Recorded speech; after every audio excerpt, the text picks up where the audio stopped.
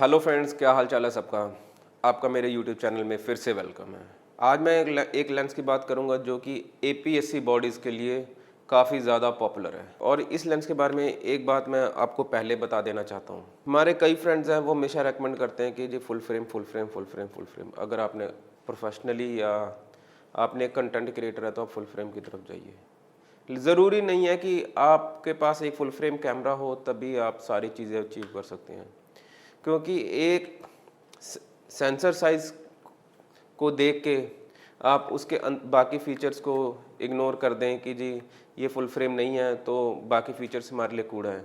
ऐसा नहीं होता। कैमरा बॉडी जब आप परचेज़ करने जाते हैं, अगर आप सेंसर साइज छोटा लेते हैं तो मोस्टली कैमरा बॉडी थोड़ी सी लाइट वेट हो जाती है। आप उस हिसाब से फिर जो एपीएससी के लेंसेज वगैरह होते हैं वो लाइट वेट होते हैं। अगर आप एक ट्रैवल फोटोग्राफर हैं या व्लॉगर हैं तो मैं हमेशा आपको एपीएससी ही सजेस्ट करूंगा। और आप हमेशा ये याद रखना है कि एक एपीएससी बॉडी के साथ आप एक स्टैंडर्ड जूम लेंस 3.5 टू 5.6 या 6.3 ले लें और बाद में कह दें कि जी कि एपीएससी बॉडीज़ अच्छा रिजल्ट नहीं देती, तो ऐसा नहीं है। आपको उसके लिए स्पेसिफिक एक्सक्लूसिव लेंस परचेज़ करने पड़ते हैं और उसके बाद ही जाके आपको एक जो बॉडी आपने परचेज़ की है उसका ऑप्टिमम रिजल्ट मिलता है।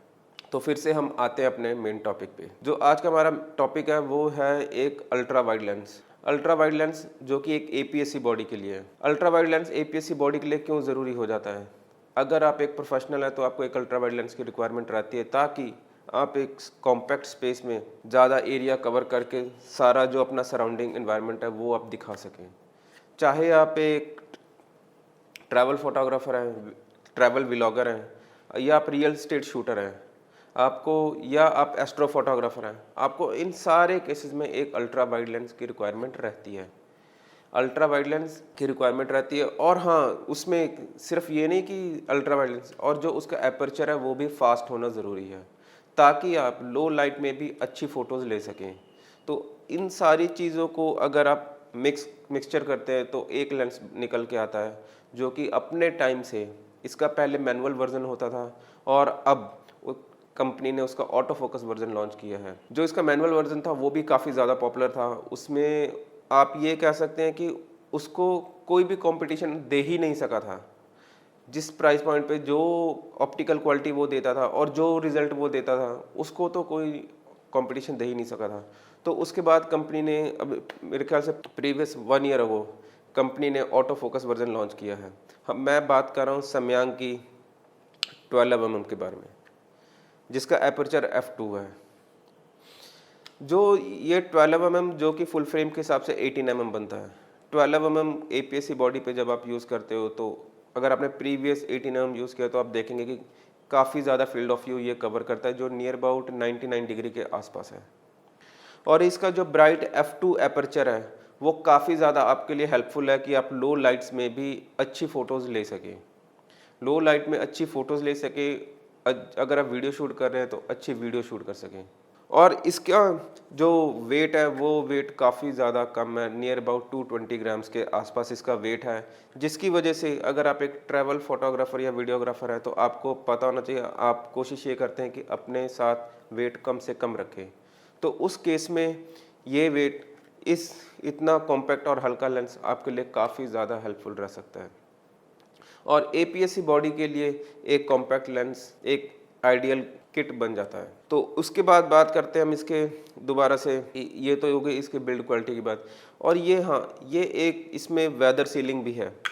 वेदर सीलिंग काफ़ी ज़्यादा इम्पॉर्टेंट हो जाती है जब आप एक ट्रैवल फोटोग्राफर हैं, जब आपने हाइकिंग करनी है, एक्सट्रीम कंडीशंस में कई बार ही जाना है। लाइक अगर आप एक माउंटेन को शूट करने जा रहे हैं जहाँ पे टेम्परेचर माइनस में है तो उस टाइम पे वेदर सीलिंग काफ़ी ज़्यादा इंपॉर्टेंट हो जाती है। कई बार ये आपको रेन वगैरह का सामना भी करना पड़ सकता है। तो उस केस में अगर वेदर सीलिंग है तो ही आप इसको लेके ऐसी कंडीशंस में जा सकते हैं। और इसका एपर्चर जो f2 है उसके वजह से होने के कारण आप एस्ट्रो फोटोग्राफी काफ़ी अच्छे बढ़िया तरीके से कर सकते हैं। और जो इसका f2 एपर्चर होने की वजह से ही आप जब इंडोर में, अगर आप रियल स्टेट शूटर हैं तो आप इंडोर में काफ़ी ज़्यादा अच्छी फ़ोटोज़ ले सकते हैं, जिसमें आपका एक वॉल टू दूसरी wall, edge to edge corner आप कवर कर सकते हैं। और हाँ, और उसके बाद बात आती है इसके फोकसिंग की। इसका जो फोकस रिंग है वो काफ़ी ज़्यादा बढ़िया है, आप देख सकते हैं। ये काफ़ी ज़्यादा बढ़िया है और बटर की तरह स्मूथ है। बटर की तरह स्मूथ होने के कारण जब आप वीडियो शूट करते हैं तो उसमें इसकी जो स्टेप अप मोटर है, एसटीएम मोटर, वो ज़रा भी आवाज़ नहीं करती, जो कि वीडियो शूटिंग के लिए इसको एक आइडियल लेंस बना। तो उसके बाद जो हम बात करते हैं अपना फोकसिंग की, फोकसिंग का इसका जो फोकस डिस्टेंस है वो काफ़ी कम है। आप नियर अबाउट 2 फीट से ही आप इसको फोकस में आ जाएंगे। और आप क्लोज़अप किसी भी, अगर आप किसी चीज़ का क्लोज़अप ले रहे हैं, लाइक फ़ोटोज़ क्लिक कर रहे हैं, तो आप क्लोज से आप फ़ोटोज़ वगैरह ले सकते हैं।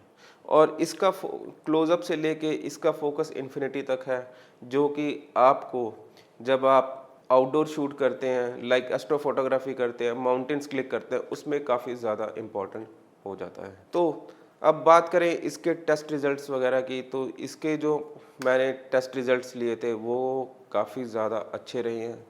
और हाँ, लास्ट में मैं एक चीज़ तो बताना ही भूल गया, जो इसका एपर्चर है f2, उस पर आपको लिटिल बिट विग्नेटिंग देखने को मिलती है, लेकिन वो उतना ज़्यादा डील ब्रेकर नहीं है, क्योंकि f2 पे आपको विग्नेटिंग देखने को मिलती है, लेकिन जैसे ही आप उसको स्लो डाउन करके f2.8 पर आते हैं तो वो विग्नेटिंग बिल्कुल ऑलमोस्ट ख़त्म हो जाती है। f4 पर तो आपको बिल्कुल भी देखने को नहीं मिलेगी। और इस एक और बात, इसके इसके जो कलर्स आते हैं डे लाइट में वो काफ़ी ज़्यादा बढ़िया आते हैं और रिज़ल्ट आपको काफ़ी ज़्यादा शार्प फ़ोटोज़ देखने को मिलती हैं। सिर्फ फ़ोटोज़ ही नहीं, वीडियोज़ में भी कलर्स वगैरह काफ़ी ज़्यादा अच्छे आते हैं। और हाँ, अल्ट्रा वाइड होने की वजह से इसमें थोड़ा बहुत आपको डिस्टॉर्शन देखने को मिल सकता है।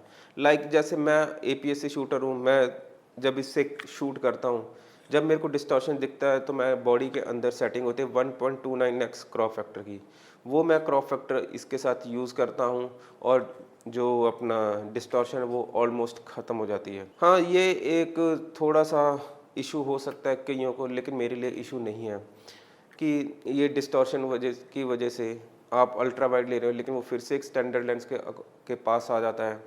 लेकिन वो कोई इशू नहीं है। जब आप कोई प्रोडक्ट परचेज़ करते हैं तो उसमें जहाँ पे आपको इतने सारे फीचर्स मिल रहे होते हैं, वहाँ पे कुछ आपको कमियां भी देखने को मिलती हैं, लेकिन वो आपके लिए आपको देखना है कि वो आपको परेशान करती हैं कि नहीं करती।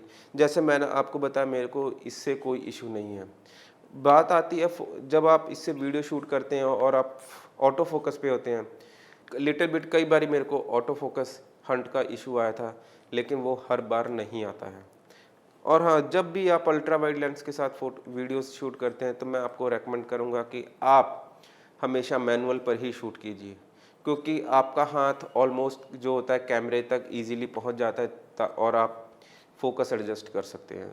और ऑटो फोकस की हमें रिक्वायरमेंट तभी होती है जब आप कैमरा बॉडी से काफ़ी दूर हो और आपका हाथ कैमरा बॉडी तक नहीं पहुंचता, तो उस केस में आपको ऑटो फोकस मैंडेटरी हो जाता है, लेकिन इसमें ऐसा इशू नहीं है।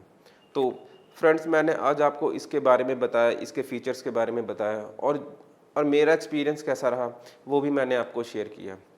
अगर आप चाहते हैं कि आपको एक अल्ट्रा वाइड लेंस रिक्वायरमेंट है जो आपकी बॉडी में 4 चाँद लगा दे, तो मैं ये आपको 100% रेकमेंड करता हूँ। आप इसको लीजिए। अगर आप मैनुअल फोकस से आपको कोई इशू नहीं है तो मैं आपको कहूँगा कि आप इसका मैनुअल वर्जन परचेज़ कीजिए जो इससे प्रीवियस आया था। अगर आपको ऑटो फोकस चाहिए तो आप ये 100% ऑटो फोकस वाला लेंस ले सकते हैं। अगर आप सोनी यूज़र हैं तो सोनी यूज़र में ऑटो फोकसिंग की कोई भी इशू नहीं आती है। फूजी फिल्म में थोड़ा सा इशू है, लेकिन वो भी आपके लिए कोई डील ब्रेकर नहीं है। तो फ्रेंड्स, आज के लिए फ़िलहाल इतना ही। जो इसके टेस्ट रिज़ल्ट्स हैं वो मैं आपको ज़रूर शेयर कर दूंगा। तब तक के लिए good bye and take care.